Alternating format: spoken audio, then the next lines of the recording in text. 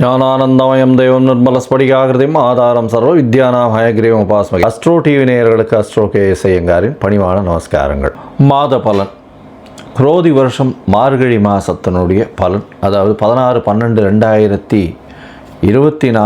13/1/2025 வரை உண்டான காலகட்டத்திற்கு என்னென்ன பலன்கள் மேஷம் முதல் மீனம் வரை அப்படின்னு பார்க்கலாம். அதற்கு முன்னாடி இந்த மாதத்தில் வரக்கூடிய கோள்சாரம் என்ன, கோள்களின் மாற்றங்கள் என்னென்ன இந்த மாதத்தில், அது தவிர இந்த மாதத்தில் வரக்கூடிய விசேஷங்கள் என்னென்ன அப்படின்றதையும் பார்ப்போம். அதற்கு பிறகு ஒரு ராசியாக வரிசைப்படுத்தி இந்த மாதத்தினுடைய பலன்களையும் இந்த மாதத்தில் சந்திராஷ்டம நாட்கள் என்னன்றதையும் பார்க்கலாம். இந்த மாதத்தினுடைய கோள்சாரம் அப்படின்னு பார்க்கும்பொழுது காலபுருஷ தத்துவத்தின் 2வது ராசியான ரிஷபத்தில் குரு வக்கரகதியில், கடகத்தில் செவ்வாய் வக்கரத்தில், கன்னியில் கேது, விருச்சிகத்தில் புதன், சூரியன் மார்கழி மாதம்ன்றதுனால தனுசு மாதம் தனுசு ராசியில், சுக்கிரன் மகரத்தில், கும்பத்தில் சனி, ராகு மீனத்தில் இருக்க. இந்த மாதம் மாத கிரகம்னு சொல்லக்கூடிய சூரியன் தனுசுக்கு வந்ததிலிருந்து தனுர் ராசி தனுர் மாதம் ஆரம்பமாகுது. அதாவது நம்ம சௌரமான மாதங்கள்ன்றதை கொண்டு நம்ம அதில் அந்த வழக்கத்தை வச்சுட்டு இருக்கோம். சந்திரமான மாதம் சௌரமான மாதம்னு இருக்குது. இது சௌரமான மாதத்தை இது பழக்கத்தில் கொண்டு வர்றதுனால சூரியன் ஒரு ராசியிலிருந்து மற்றொரு ராசிக்கு செல்றதை சௌரமான மாதம்னு சொல்லுவோம். விருச்சிகத்திலிருந்து தனுசுக்கு சூரியன் வர்றதை தனுர் மாதம் அப்படின்னு சொல்லி நம்ம மார்கழி மாதம் குரோதி வருஷத்தை ஆரம்பிக்கிறோம். இந்த 30 நாட்களில் பார்த்தாலேயானால் சுக்கிரன் மாறுறார். 30/12/2024 அன்னைக்கு மகரத்திலிருந்து கும்பத்திற்கு சுக்கிரன் மாறுறார். அது தவிர புதன் 1/1/2025 அன்னைக்கு விருச்சிகத்தில் இருக்கக்கூடிய புதன் தனுசுக்கு போகிறார். இது இந்த மாதத்தினுடைய மாத கிரகங்களினுடைய மாற்றம். பொதுவாகவே மாத கிரகங்கள்னு சொல்லக்கூடியது சூரியன், செவ்வாய், புதன் மற்றும் சுக்கிரன், இந்த 4 கிரகங்கள். இதில் செவ்வாய் இந்த மாதத்தில் மாற்றங்கள் இல்லை, அவர் வக்கரகதியில் இருக்கார். நீச்சம் பெற்று போய் வக்கரகதியாக இருக்கிறது ரொம்பவும் விசேஷம்.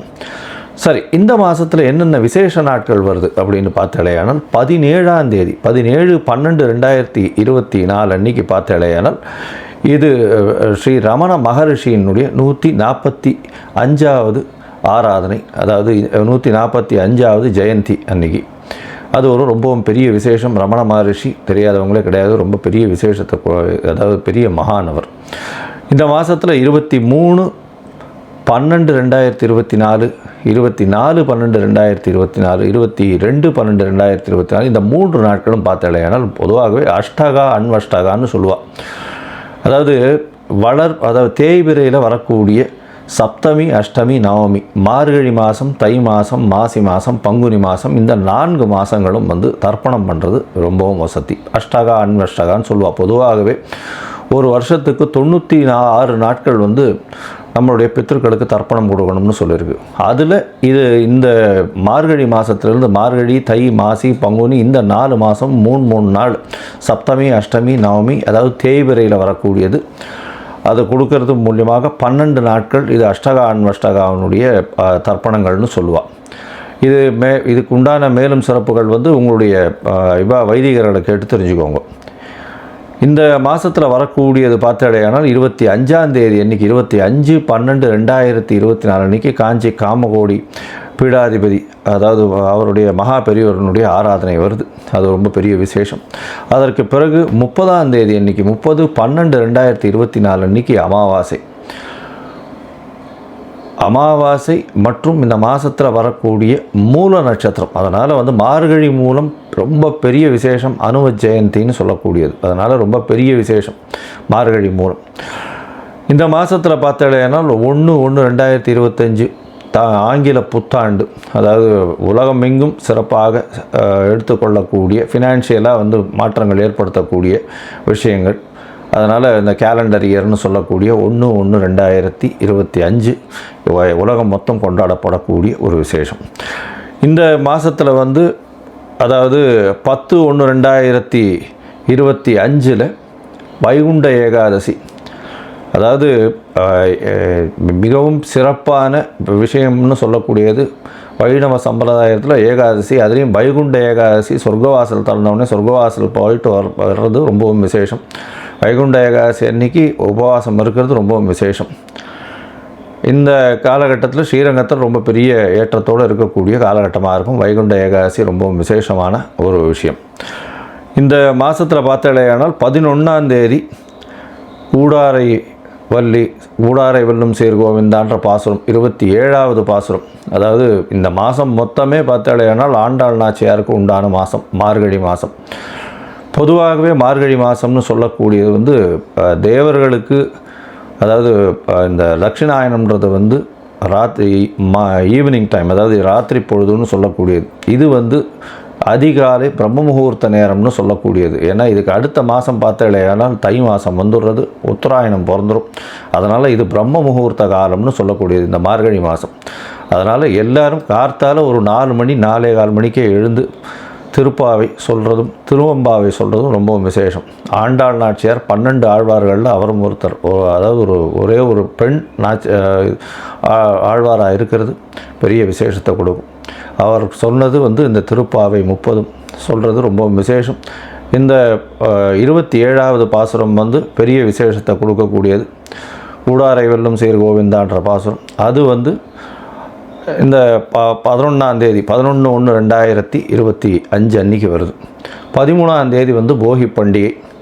அது தவிர போகி பண்டிகைன்னா இந்த மாதம் முடியறது. 14ஆம் தேதிக்கு மகர சங்கராந்தி ஆரம்பிச்சுடுறது, தை மாதம் ஆரம்பிச்சுடுறது. 13ஆம் தேதியோடு இந்த மாதம் முடிஞ்சுடுறது.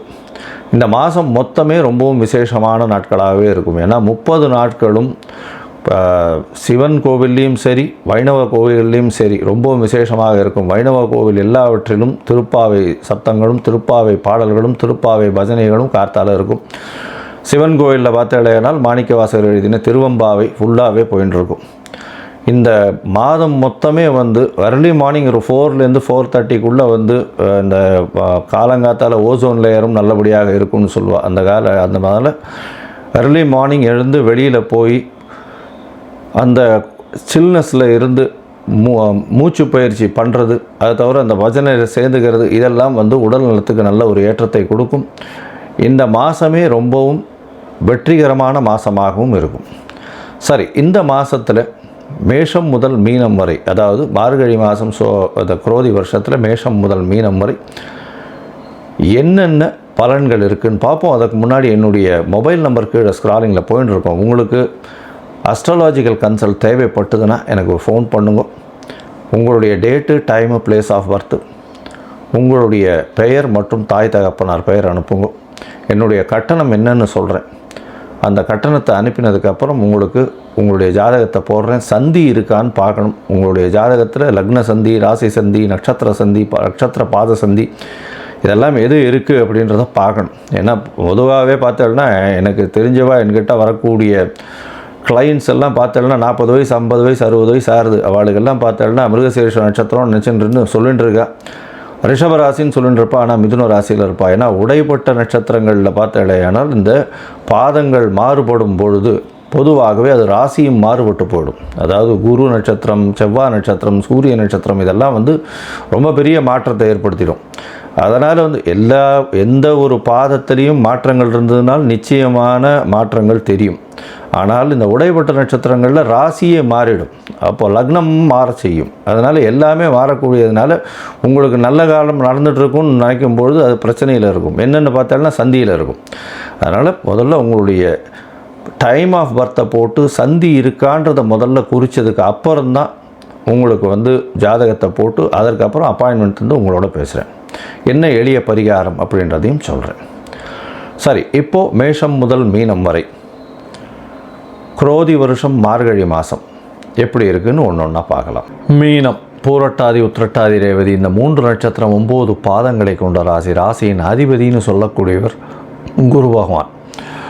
இந்த குரோதி வருஷம் மார்கழி மாதம் அப்படின்னு சொல்லக்கூடியது 16/12/2024 13/1/2025 வரலும் உண்டான காலகட்டம். இந்த காலகட்டத்தில் பார்த்தடையானால் பொதுவாகவே நம்ம சௌரமான மாதம்னு சொல்லக்கூடிய சூரியன் ஒரு ராசியிலிருந்து அடுத்த ராசிக்கு போகிறது சௌரமான மாதம்னு சொல்கிறோம். இப்போ விருச்சிக மாதத்திலிருந்து விருச்சிக ராசியிலிருந்து தனுசு ராசிக்கு வந்திருக்கார் சூரியன். இந்த காலகட்டத்தில் பார்த்தடையானால் பொதுவாகவே 4 கிரகங்கள், அதாவது சூரியன், செவ்வாய், புதன் மற்றும் சுக்கிரன், இந்த 4 கிரகங்கள் மாத கிரகங்கள்னு சொல்லக்கூடியது. இந்த மாத கிரகங்கள் வச்சு தான் வந்து இந்த மாதத்தினுடைய பலனை பார்க்குறோம். இந்த மாதத்தினுடைய பலன் வந்து எந்த அளவுக்கு இருக்கும் அப்படின்றத பார்க்கலாம். உங்களுடைய ராசிக்கு 10ஆம் இடத்துல சூரியன் வர்றார். 6ஆம் அதிபதி 10ஆம் இடத்துல வர்றது பெரிய விசேஷம். 6ஆம் அதிபதி 10ஆம் இடத்துல வர்றதன் மூலியமாக உங்களுடைய வேலையில் பெரிய ஏற்றங்கள் இருக்கும், தொழிலில் பெரிய மாற்றங்கள் இருக்கும், தொழில் மூலியமாக அதீதமான சம்பாத்தியங்கள் வரக்கூடிய வாய்ப்பு உண்டு. புதிய கடன் தொழிலுக்காக வாங்கக்கூடிய வாய்ப்புகள் இந்த மாதத்தில் நிச்சயமாக இருக்கும். உங்களுடைய ராசிக்கு பார்த்தீங்கன்னா 2, 9 அதிபதி அப்படின்னு சொல்லக்கூடியவர் செவ்வாய் பகவான் உங்களுடைய ராசிக்கு 5ஆம் இடத்துல போயிருக்கார். 5ஆம் இடத்துல வக்கரகதி அடைகிறார். அதன் மூலியமாக நல்ல ஒரு ஏற்றம். நீச்சம் பெற்றவர் உச்சம் பெற்றதற்கு சமம் அப்படின்னு சொல்லக்கூடியது வக்கரம் பெற்றதுனால. இதன் மூலியமாக பார்த்தடையானால் உங்களுடைய ராசிக்கு 2ஆம் அதிபதியே உச்சம் பெற்று போயிருக்கிறது பெரிய விசேஷம். பணவரவிற்கு தட்டுப்பாடு இருக்காது. அதை தவிர வெளிநாடு போய் படிக்கணும்னு நினைக்கிறவாளுக்கு நல்ல ஒரு ஏற்றம் கிடைக்கக்கூடிய காலகட்டம். 7 சனி வேறு இருக்குது. 12ஆம் இடத்துல சனி பகவான் 12ஆம் இடத்துல இருக்கிறதன் மூலியமாக நல்ல ஒரு மாற்றம் உங்களுக்கு வரக்கூடிய வாய்ப்புகள் நிச்சயமாக உண்டு. ஏன்னா உங்களுக்கு வேலையில் மாற்றங்கள் வரும். வேலையில் மாற்றங்கள், வேலையில் ஏற்றங்கள், உங்களுடைய சீனியர் பீப்புள் கூட கொஞ்சம் பிரச்சனைகள் வரக்கூடிய வாய்ப்புகள் நிச்சயமாக உண்டு. அதை தவிர பார்த்தடையானால் 3ஆம் இடத்துல இருக்கக்கூடிய குரு பகவான் வக்கரகதியில் இருக்கிறதுனால முயற்சிகள் எல்லாம் வெற்றி பெறும் இந்த மாதம். ஏன்னா ராசியிலேயே ராகுவுக்கு வீடு கொடுத்தவர் 3ஆம் இடத்துல வக்கரகதி அடையிறது பெரிய விசேஷம். உங்களுடைய ராசிக்கு பார்த்தடையானால் 9ஆம் அதிபதியும் வந்து 5ஆம் இடத்துல வக்கரத்தில் இருக்கிறது பெரிய விசேஷம். இதன் மூலியமாக வெளிநாடு போகக்கூடிய பாக்கியமும் படிக்கக்கூடிய மாணவர்களுக்கு நல்ல ஒரு ஏற்றமும் கிடைக்கும். 4ஆம் அதிபதியும் 9ஆம் இடத்துல இருக்கார். அதனால் வந்து படிக்கக்கூடிய மாணவர்களுக்கு நல்ல ஒரு ஏற்றம். எதிர்பாலினத்தோர் மூலியமாக நல்ல ஒரு ஏற்றம். பார்ட்னர்ஷிப் பிஸ்னஸில் பெரிய மாற்றங்கள் வரக்கூடிய வாய்ப்பு உண்டு. இந்த மாதத்தில் உங்களுடைய ராசிக்கு புதன் 10ஆம் இடத்துல இருக்கார். அதாவது 10ஆம் இல்லை 9ஆம் இடத்துல இருக்கார். அவர் ஒரு 15 நாளைக்கு 1ஆம் தேதி வரலும் வந்து 9ஆம் இடத்துல இருக்கார். குருவின் பார்வையில் இருக்கிறது பெரிய விசேஷம். தந்தையின் உடல்நிலையில் நல்ல ஒரு ஏற்றம் இருக்கும். அதற்கு பிறகு உங்களுடைய ராசிக்கு 10ஆம் இடத்துக்கு போகிறார். 4ஆம் அதிபதி 7ஆம் அதிபதி 10ஆம் இடத்துல இருக்கிறது பெரிய விசேஷம். இதன் மூலியமாக கூட்டு தொழிலில் நிச்சயமான வெற்றி இருக்கும். எது எடுத்தாலும் வெற்றி பெறக்கூடிய வாய்ப்புகள் உண்டு. தொழிலில் அபரிமிதமான ஏற்றம். அதை தவிர தாயின் உடல்நிலையில் நல்ல ஒரு ஏற்றம். புதிய வீடு மனை வாங்கக்கூடிய பாக்கியம் நிச்சயமாக உண்டு. உங்களுடைய ராசிக்கு பார்த்தடையானால் 11ஆம் இடத்துல சுக்கிரன் இருக்கார். உங்களுடைய ராசிக்கு 3, 8 அதிபதி 11ஆம் இடத்துல இருக்கிறது. தொழிலில் அபரிமிதமான லாபம் வரும். இதன் மூலியமாக நல்ல ஒரு ஏற்றம் இருக்கும். அதற்கு பிறகு பார்த்தடையானால் மூத்த சகோதர சகோதரிகள் மூலியமாக நல்ல ஒரு ஏற்றம் கிடைக்கும். அது தவிர முயற்சிகள் எல்லாமே வெற்றி பெறும். உங்களுடைய ராசிக்கு 12ஆம் இடத்துக்கு சுக்கிரன் வரார். எப்போ 30/12/2024 அன்னிலேருந்து சுக்கிரன் 12ஆம் இடத்துக்கு வரார். இதனால் கணவன் மனைவிக்குள்ள நல்ல ஒரு அந்யோன்யம் ஒற்றுமை வரக்கூடிய காலகட்டமாக அமைய போகிறது. இந்த மாதத்தில் உங்களுடைய முயற்சிகள் எல்லாமே நல்லபடியாக இருக்கக்கூடிய காலகட்டமாக இருக்கும். இருந்தாலும் சில நாட்கள் உங்களுடைய முயற்சிகளை தள்ளி வைப்பது நல்லதுன்னு சொல்கிறோம். அது சந்திராஷ்டம நாட்கள்னு சொல்கிறோம். இந்த சந்திராஷ்டம நாட்கள் என்னென்னைக்கு வருது அப்படின்னு பார்த்தோம்னா 25ஆம் தேதியிலிருந்து 25/12 27/12/2024 வரலும் உண்டான நாட்கள் சந்திராஷ்டம நாட்கள்னு சொல்கிறோம். இந்த சந்திராஷ்டம நாட்களப்போ புதிய முயற்சி வேண்டாம், வெளியூர் வெளிமாநில பிரயாணம் வேண்டாம்னு சொல்கிறோம். ஒருவேளை பண்ண வேண்டிய கட்டாயம் இருந்ததுன்னா சந்திர பகவானுக்கு உண்டான எளிய பரிகாரம் அருகில் இருக்கக்கூடிய விநாயகர் கோயிலில் ஒரு பசும்பால் ஒரு 1/2 டம்ளர் கொடுத்துட்டு போங்க அபிஷேகத்துக்கு. உங்களுக்கு சந்திராஷ்டமத்தின் தாக்கம் நிச்சயமாக குறையும். இந்த மாதத்தில் வந்து பொதுவாகவே இந்த மீனராசிக்காரர்கள் கடல் வாணிபம் செய்கிறவர்களுக்கு பெரிய ஏற்றம் கிடைக்கும். அதுவும் வந்து கடல் உயிரினங்களை வச்சு வியாபாரம் செய்கிறவர்களுக்கு பெரிய ஏற்றம் கிடைக்கக்கூடிய காலகட்டம். தங்கம் வியாபாரம் செய்கிறவங்க, தங்க ஆசாரிகள், அது தவிர இந்த ப்ரொஃபஸர்ஸு, லெக்சரர்ஸு இவாளுக்கெல்லாம் பெரிய ஏற்றம் கிடைக்கக்கூடிய காலகட்டமாக அமைய போகிறது. இந்த மாதத்தில் பார்த்தடையானால் இந்த மத குருமார்கள், அதை தவிர வந்து ஒரு கோவிலினுடைய அர்ச்சகர், இவங்களுக்கெல்லாம் பெரிய ஏற்றம் கிடைக்கும். இந்த மாதத்தில் நீங்கள் அருகில் இருக்கக்கூடிய லக்ஷ்மி நரசிம்மரை போய் வழிபட்டு வர்றதன் மூலியமாக உங்களுக்கு பெரிய மாற்றமும் ஏற்றமும் உங்களுடைய வாழ்வில் நிச்சயமாக வரும்.